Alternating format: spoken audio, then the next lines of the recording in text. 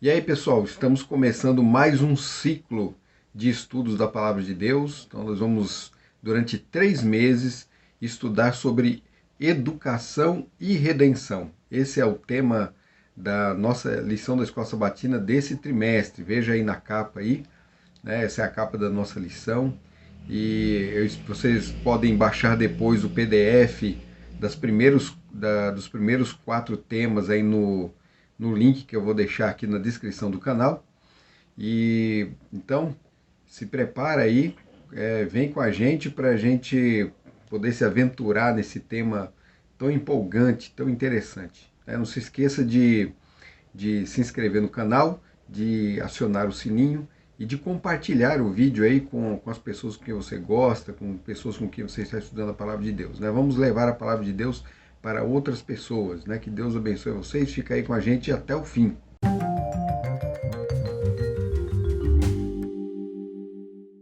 Educação. Primeiro vamos procurar entender o que vem a ser educação, né? Talvez é uma palavra tão comum, né? A gente escuta falar em educação desde criança, né? Nós vamos à escola para sermos educados, nós somos educados pelos nossos pais, mas o que afinal é educação, né? Você já parou para pensar nisso aí? O significado da palavra educação? Então vamos lá. Né? Preste atenção aí na tela aí para você ver o que significa a palavra, o significado da palavra educação. A palavra educação, em português, vem de educar. A origem desta, por sua vez, é do latim educare, que é um derivado de ex, que significa fora ou exterior, e ducere, que tem o significado de guiar, instruir, conduzir. Então, a ideia de educação, né, essa é uma das raízes, né, da palavra. Na verdade, existe até um debate sobre a origem dessa palavra, né? Mas esse aqui é a explicação que eu mais gosto. A palavra educação, então, significa conduzir para fora, né? Trazer aquilo que está dentro para fora. Então, existem coisas, né, dentro do nosso interior, no nosso ser, na nossa mente, estão ali guardadas, reservadas e devem ser conduzidas para fora. Né? Aristóteles ele dizia assim que as pessoas elas tinham uma coisa chamada potencial. Né? Então todas as coisas tinham potência para algo. Por exemplo, uma semente ela tem potência para se tornar uma árvore. Né? E o ser humano ele tem no seu interior potência para alguma coisa. O trabalho da educação, então, é conseguir fazer com que essas potencialidades brotem, que essas potencialidades se manifestem. Então, os homens possuem naturalmente habilidades, possuem virtudes, dons que estão ali escondidos no seu interior e que precisam ser levados para fora. Né? Esse aí é um conceito primordial de educação. O trabalho do educador é fazer com que isso aconteça, né? É fazer com que o aluno descubra a si mesmo. Né? Tem uma frase, uma máxima da filosofia socrática, né? Conhece-te a ti mesmo. Né? A verdadeira educação ela faz com que o homem entenda a si mesmo. Mas no caso da educação cristã, a coisa é mais elevada. A coisa vai muito mais além.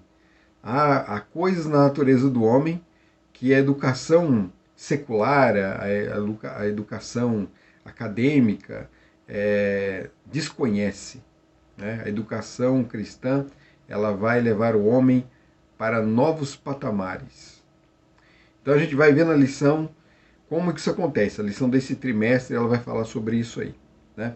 Então, logo para iniciar, eu quero ler um texto aqui de Ellen White, que fala sobre o propósito da educação. Né? Fica atento aí. O amor, base da criação e redenção, é o fundamento da educação verdadeira. Amá-lo, o ser infinito e onisciente, com toda a força, todo entendimento e todo o coração, implica o mais alto desenvolvimento de todas as potencialidades. Significa que, no ser todo, corpo, mente e alma, a imagem de Deus deve ser restaurada. Olha só que interessante, né? A escritora Ellen White, ela fala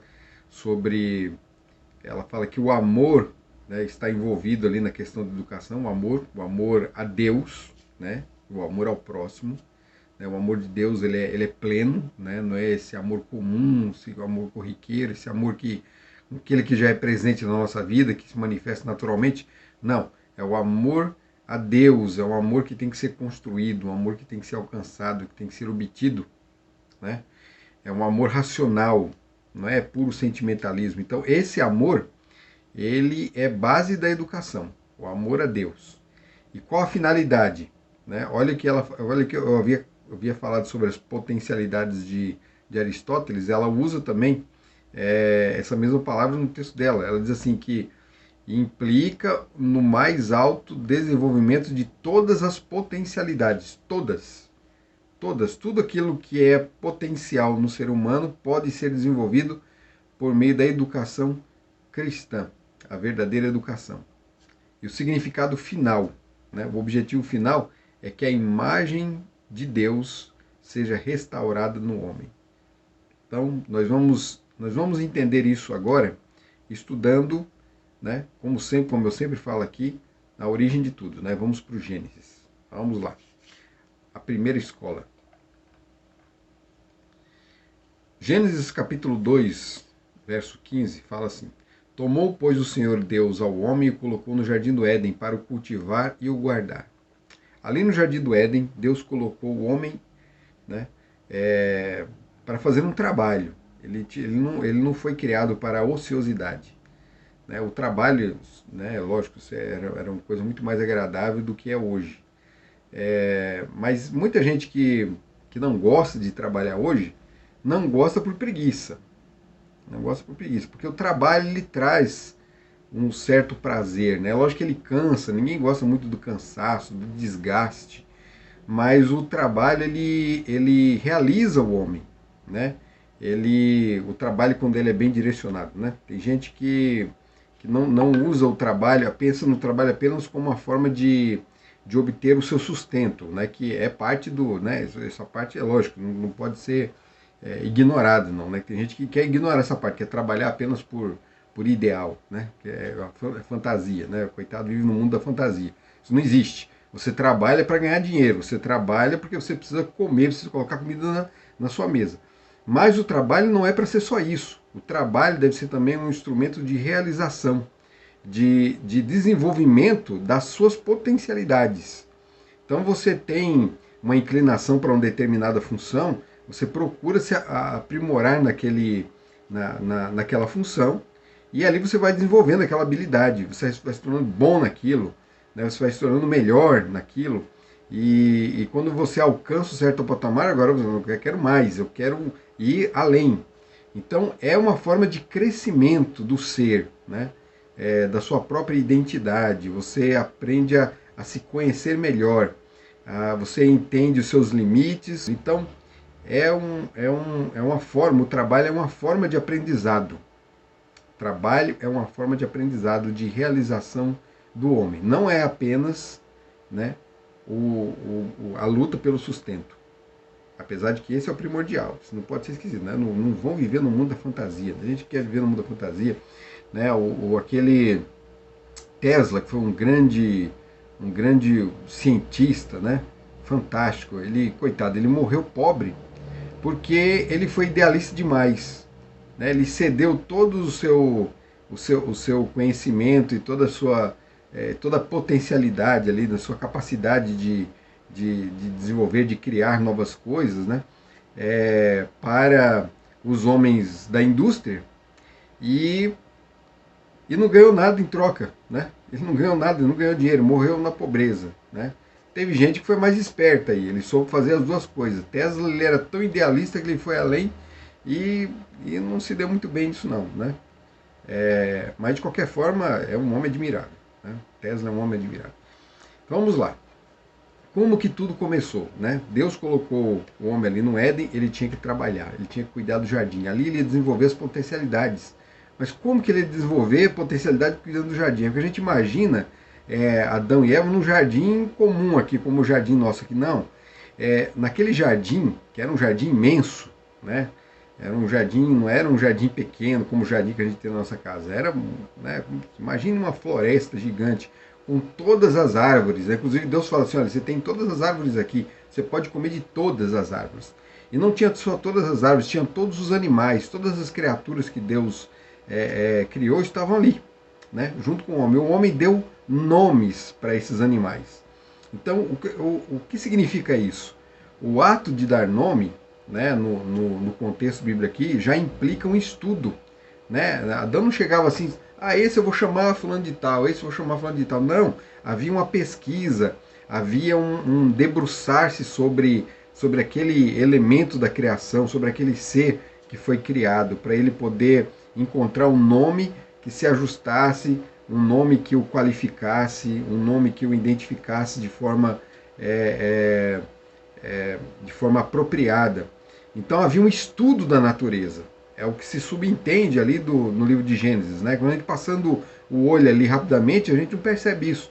Mas Adão estudava, né? Ao dar nomes aos animais, ao conviver ali no jardim, ao conhecer as plantas, os vegetais, que ele teria domínio, né? Essa é uma palavra que é usada também na Bíblia, a palavra domínio.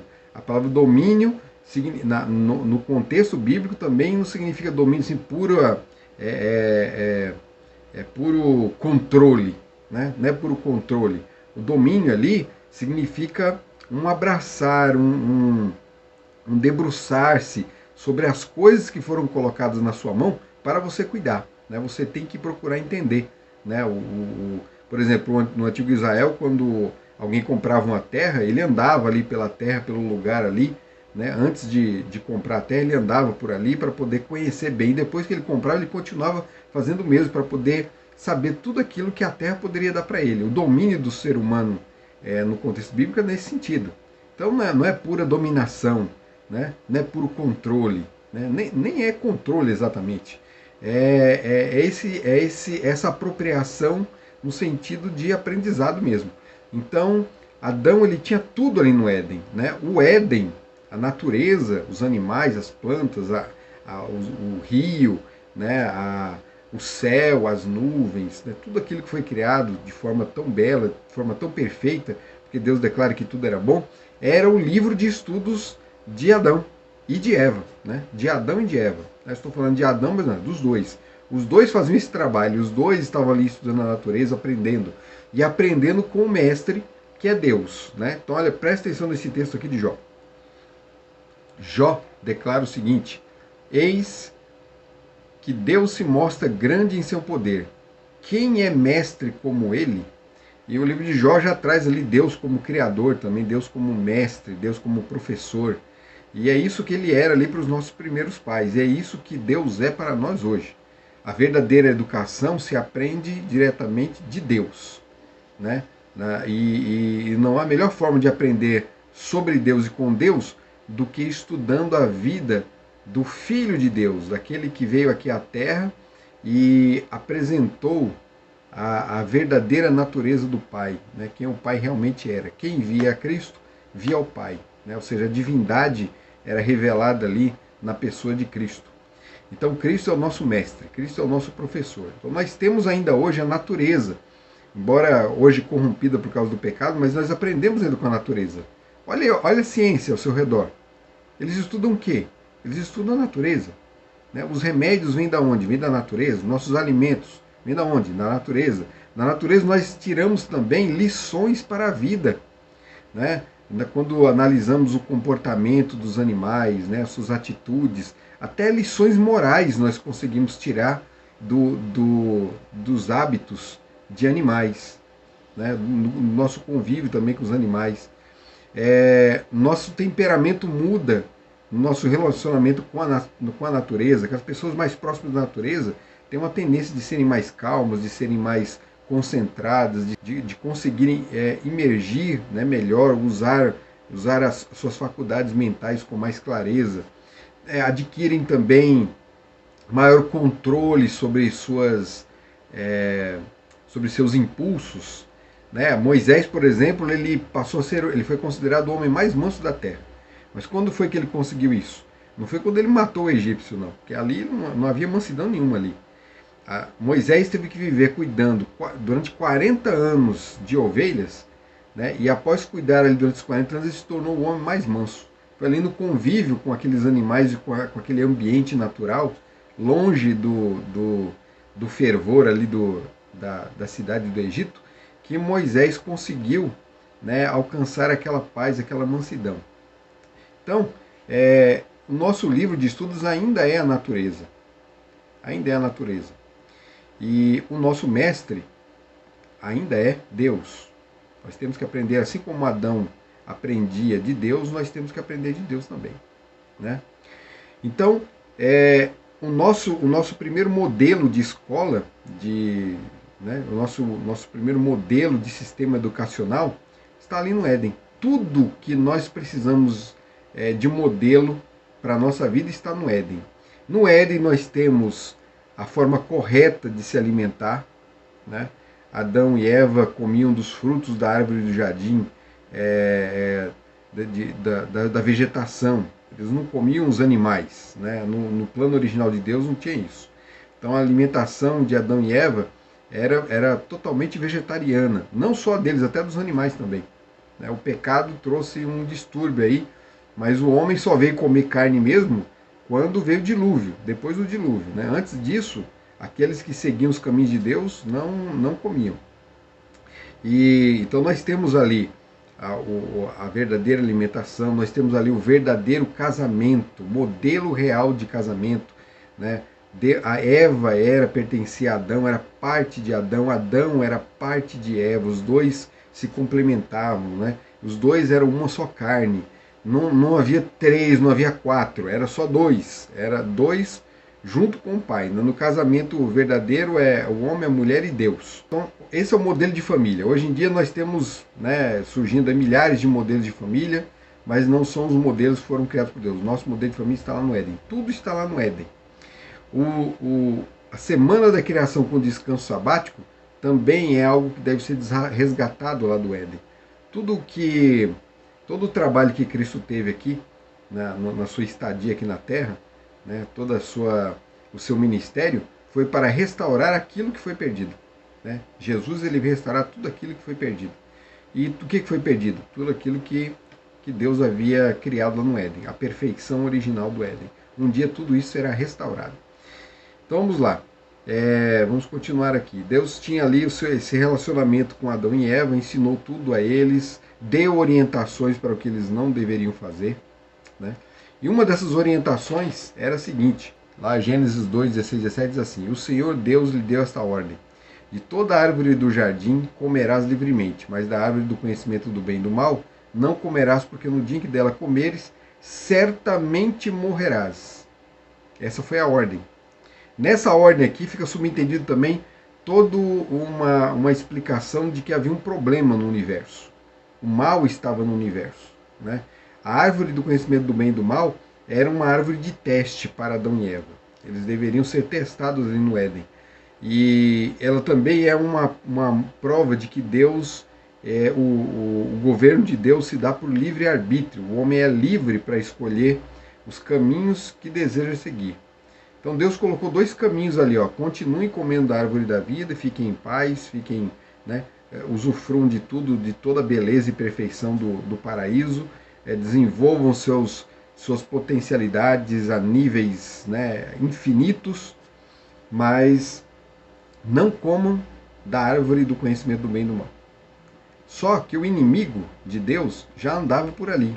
O inimigo de Deus andava. E Deus havia alertado os nossos primeiros pais sobre isso, né, de que o inimigo estava por ali, eles tinham que ser cuidadosos. Mas Eva, certo dia, admirando ali a árvore do conhecimento do bem e do mal, foi surpreendida por uma serpente que falava. Essa serpente que falava, né, muita gente acha assim, os animais falavam naquela época. Não, não é nada disso, não. O inimigo se utilizou de uma serpente, né? Quem está por trás ali, fazendo toda aquela obra ali maravilhosa ali, é o diabo. O diabo está por trás da serpente, né? O serpente é como se fosse o primeiro médium do planeta, né? Ele foi utilizado ali por Satanás, era um animal sagaz, um animal inteligente, né? A gente vai até falar sobre essa questão da sagacidade aí já já. Essa é uma coisa interessante. Eva olhou ali, ficou admirada com a serpente começou a conversar com ela, né? Começou a conversar com o maligno. E na conversa de Eva tem um detalhe interessante, porque a serpente pergunta: é verdade que Deus falou que não podia comer de nenhum fruto? Né? Ela já começa distorcendo as coisas, né? Porque Deus não tinha dito isso. Adão e Eva podiam comer de todos os frutos. Olha, a mesma forma como a educação para o bem acontece no diálogo, na conversa, que é o que a gente percebe aqui no trabalho, no ato, no trato de Deus para com os nossos primeiros pais, a educação para o mal também se dá pelo diálogo, viu? Então, muito cuidado aí com quem fala, o que se fala, até onde a nossa mente pretende chegar a coisas que não foram reveladas para nós. Deus ele fala lá em Deuteronômio que o que foi revelado é para o homem, né? Para o seu desenvolvimento, para o seu crescimento, e as coisas encobertas pertencem a Deus, não nos pertencem. Mas tem gente que quer dar um passo a mais e a coisa desanda. A gente tem que dar um passo a mais na direção certa, não na direção errada. Eva deu um passo na direção errada aqui, porque ela caiu na conversa da serpente e ela fala. E tem um detalhe interessante na fala dela. Já nessa fala, ela já começa a se atrapalhar.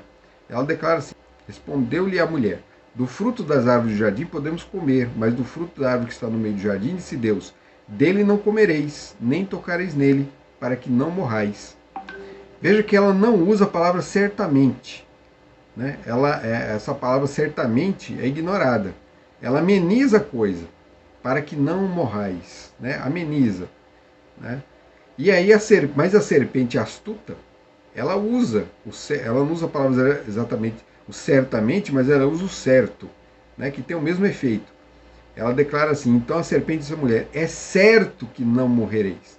Jesus falou: certamente morrereis, agora ela vem e fala o contrário. É certo. Então, ó, houve etapas aí na conversa, né? Houve etapas. Primeiro a serpente dá uma distorcida para depois vir com a declaração totalmente contrária. E esse é o tipo de estratégia que ele usa até hoje, né? Muita gente está dialogando com o diabo e não está sabendo, viu? Que a doutrina do demônio, né, gira o planeta. Gira o planeta. Se opondo. Então, ó, prestem muita atenção. Existe muito conhecimento no mundo, muito conhecimento, até dentro da própria igreja, até mesmo no meio cristão. E são tantas vozes falando, e se a gente não estiver bem firmado no que a palavra de Deus diz, a gente pode acabar caindo, sendo enredado por erros, e erros que podem levar à ruína, né? A Bíblia já fala: há caminhos para homens que parecem bons, mas no final são caminhos de morte. Okay? Foi o que aconteceu aqui. Eva ouviu o que a serpente disse: é certo que não morrereis. Ela acreditou nisso. Porque Deus sabe que no dia em que dele comerdes, se vos abrirão os olhos, e como Deus sereis conhecedores do bem e do mal. Ainda declarou que seriam como Deus, conhecedores do bem e do mal. Né? Eva esqueceu que eles já eram como Deus. O homem e mulher foram feitos à imagem e semelhança de Deus. Né? O diabo não, ele quer dar uma nova roupagem para a coisa aqui. Né? Ele quer que seja Deus no sentido máximo. E conhecedores querem que tenha a mesma ciência e conhecimento de Deus, né? A onisciência de Deus. Não, o ser humano jamais pode alcançar isso aí. O ser humano jamais será Deus. O ser humano ele é a imagem e semelhança de Deus. Há aspectos da realidade humana que se harmonizam com a divindade, né? Mas o ser humano nunca será igual no sentido pleno a Deus. É, né? Impossível isso aí. E Satanás ele coloca essa ânsia no coração da mulher, e ela pega do fruto e come. E depois ela leva o fruto para o seu marido, que come também. Eva foi enganada, o marido não. O marido caiu sem o engano, não houve todo esse processo aí. Houve ali um sentimento, um medo de perder aquilo que ele tanto amava, que era a sua bela esposa. E ele esqueceu do que Deus poderia fazer. Ele também esqueceu. De certa forma, não foi enganado, mas há esquecimento dos dois lados aí, tanto de Adão como de Eva. Né? Mas o maior culpado aí no final é Adão. Né? Não é Eva não, é Adão. Porque a Bíblia declara que o pecado entrou no mundo por causa de Adão. Né? E a salvação entrou no mundo por causa do segundo Adão, que é Cristo. Então nós temos aí o mal entrando na escola de Deus, aí, se infiltrando, né? E levou tudo por água abaixo. O homem e a mulher perderam, né, na intenção de serem semelhantes, iguais a Deus, né, no conhecimento aí que não lhes era devido, eles agora perdem parte da imagem e semelhança de Deus, porque quando se fala em imagem e semelhança de Deus, nós estamos falando não só de forma física, mas de caráter. Então, na forma física, a humanidade tem decaído desde os dias de Adão e Eva até os dias de hoje. Há uma decadência física. Né? Os dias, né, nós não vivemos mais o tanto de tempo que eles viviam. Quer dizer, Adão e Eva viveram para sempre. Depois da queda, mesmo assim, ainda viveram muito. Mas conforme o tempo foi passando, os números de dias do homem foram diminuindo cada vez mais, a ponto que Davi fala assim que o homem ele passou dos 70, já é canseira e enfado. 70, 80, não lembro agora direito, mas é canseira e enfado. A vida já não é tão agradável assim. Então há uma decadência física e há uma decadência moral. Né? O caráter de Deus no homem se perdeu. Então, qual é o propósito agora da educação? Enquanto no início a educação ali no Éden era fazer com que os nossos primeiros pais desenvolvessem suas potencialidades ao infinito, agora a educação, ao mesmo tempo que tem ainda essa meta, esse objetivo de desenvolver as potencialidades do homem, mas ela também tem o objetivo de restaurar no homem a imagem e semelhança de Deus, né? Um processo de restauração. E a gente vê lá no livro de Pedro, né? Na carta de Pedro, na segunda carta de Pedro, uma escada, né? Uma escada de perfeição, né? Segunda de Pedro 1, 3, 11. Então, Pedro fala que no relacionamento com Deus, agora no novo aprendizado com Deus, nesse relacionamento, né, no desenvolver do caráter junto a Deus, aprendendo ali aos pés de Cristo, nós vamos desenvolvendo a fé, e da fé surge a virtude, e a virtude surge o conhecimento o domínio próprio, o domínio próprio a perseverança a piedade, a piedade a fraternidade, da fraternidade ao amor, né? Embora a virtude esteja ali no meio dessas etapas aí, todos esses itens aqui são virtudes. São virtudes que Deus busca desenvolver no homem. Ou seja, restaurar no homem aquilo que ele perdeu, aquilo que ele tinha no Éden e agora não tem mais. Esse é o verdadeiro objetivo da educação. Né? E nesse trabalho da educação nós temos que conversar com Deus. Ele é o nosso professor. Nosso professor é Deus, não sou eu o professor, não são os pastores, não são, né, anciãos, não são presbíteros, não são bispos. Né? Esses homens têm, essas pessoas têm parte nesse trabalho, mas o mestre direto, o mestre verdadeiro é o próprio Deus. Ele é o nosso pastor, ele é o nosso mestre, né? Ele é o nosso sacerdote, ele é que nos orienta em todas as coisas da vida. Não é só nas questões espirituais, não, são em todas as coisas da vida, em tudo que você puder imaginar, você deve consultar a Deus como seu mestre, como seu instrutor. Né? Eva, infelizmente, ao trocar de instrutor, caiu, e nós herdamos, né, de nossos primeiros pais, né, a queda. Né? Um detalhe interessante que eu queria falar com vocês: existe um jogo de palavras no livro de Gênesis. Né? Quando Adão e Eva são descritos, é dito que eles estavam nus. Né?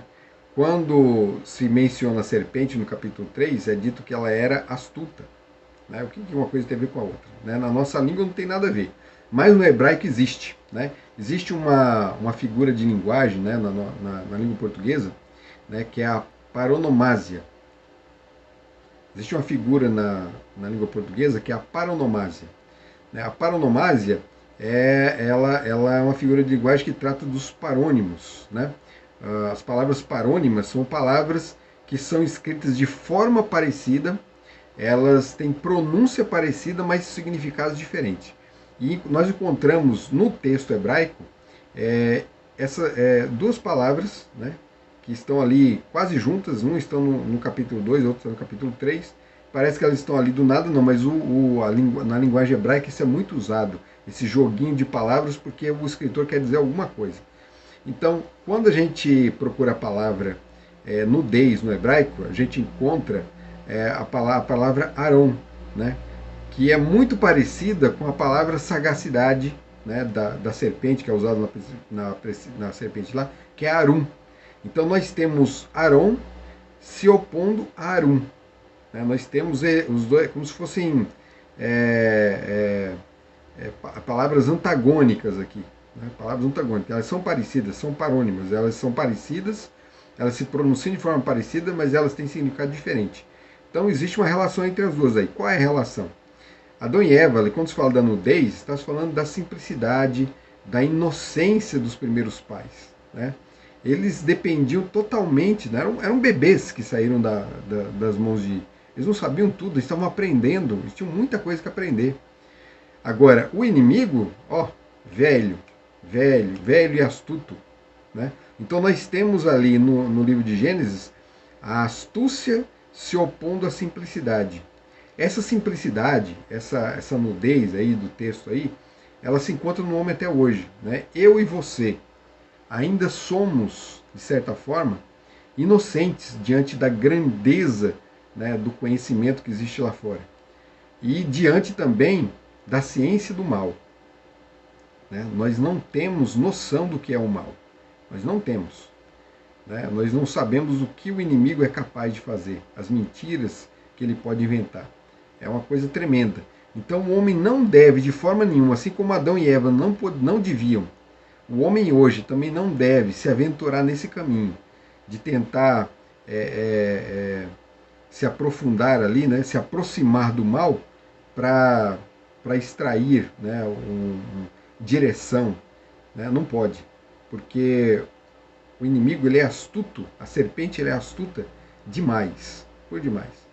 A única pessoa que pode nos proteger do conhecimento, né, do mal, é o Senhor do bem, é o Deus de amor, né, aquele em que existe a luz, né, e não há trevas. É só Cristo quem pode nos proteger. Então devemos abraçar a Cristo totalmente como nosso mestre, e aí a nossa jornada nessa vida, né, o trabalho de educação que Deus pretende fazer conosco, que é restaurar a sua imagem no ser humano, esse objetivo será alcançado. Que Deus abençoe você, né? Fica aí com a gente nessa jornada também. Ela é importante para mim e para você. Nós todos devemos crescer, nós todos devemos desenvolver nossas potencialidades, né, para o reino de Deus, para a honra e glória de Deus. Deus abençoe a vocês todos e até o próximo vídeo.